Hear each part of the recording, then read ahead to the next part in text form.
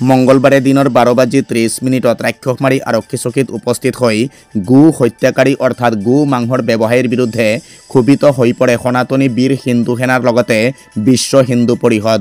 উল্লেখ্য যে যোৱাকালি বৃহৎ পৰিমাণৰ গো মাংস সহিতে এগৰাকী লোকক আটক কৰিছে ৰাক্ষসমাৰী আৰক্ষীয়ে। সেয়েহে আজি ৰাক্ষসমাৰী আৰক্ষী চকীত উপস্থিত হৈ গো মাংসৰ ব্যৱসায়ীৰ বিৰুদ্ধে ক্ষোভিত হৈ পৰে সনাতনী বীৰ হিন্দু সেনাৰ অসম প্ৰান্তৰ সহপ্ৰমুখ মণিকণ দাসৰ লগতে বিশ্ব হিন্দু পৰিষদৰ নেতা সোণাই দাস। চাওক, যোৱাকালি যেনে এটা মুজিবুৰ ৰহমান বোলা গৰু বেপাৰী, য'ত হিন্দু এৰিয়াত য'ত 90% হিন্দু মানুহ বসবাস কৰে, তাতে এই মানুহজন গৰু কাটি আছিল।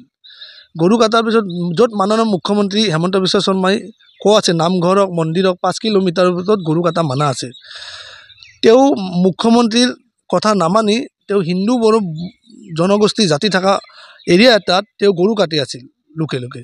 দীৰ্ঘদিন ধৰি আৰক্ষী তেওঁ নজৰত ৰাখিছিল। কালি আৰক্ষী কৰায়ত্ব কৰিছে মুজিবুৰ ৰহমানক।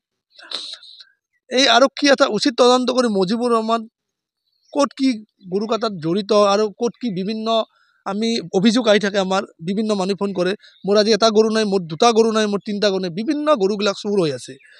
আৰক্ষী উচিত তদন্ত কৰি ৰাক্ষসমাৰী থানাৰ য'ত চাৰু ৰাজবংশী ছাৰে উচিত তদন্ত কৰক। এই মানুহটোই ৰাস্তাই ঘাটে গৰু লৈ যায়ও কাটে নেকি, এইটো উচিত তদন্ত কৰক।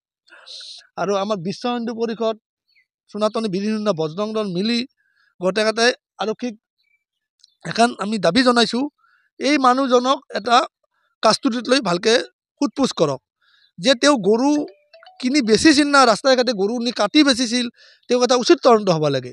আৰু আৰক্ষী এটা উচিত তদন্ত কৰি তেওঁক কঠোৰ শাস্তি দিয়াটো বিচাৰোঁ। হয়, যোৱাকালি একজন গো মাংস সৰবৰাহকাৰী এজনক আপোনাৰ ৰাক্ষসমাৰী প্ৰশাসনে তেখেতে আটক কৰিছে। তেখেতে বহুত দিনৰ আগৰ পৰা গো মাংসৰ সৰবৰাহকাৰী কৰি আছে আৰু বহুত দিন আগৰ পৰা জড়িত। গতিকে সেইটো এলেকাটো হ'ল জনবসতি এটা গাঁও। সেইটো গাঁৱত তেখেতে ক'ৰ পৰা সাহস পালে এনেকৈ ধৰণৰ কাম কৰিবৰ কাৰণে। গতিকে আমি সেই মুজিবুৰ নামৰ এই লম্পটটোক তেখেতক আৰক্ষী প্ৰশাসনে ভালকৈ তদন্ত কৰি তেখেতক যাতে কঠোৰতম শাস্তিত বিহিবৰ কাৰণে ব্যৱস্থা কৰে। আৰু আমি ধন্যবাদ জনাইছোঁ আৰক্ষী প্ৰশাসনক।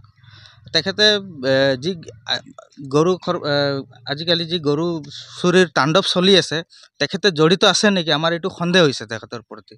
গতিকে সেই মানুহজনক ভালকৈ তদন্ত কৰি তেখেতক জেল হাজতলৈ প্ৰেৰণ কৰাৰ ব্যৱস্থা কৰে যেন।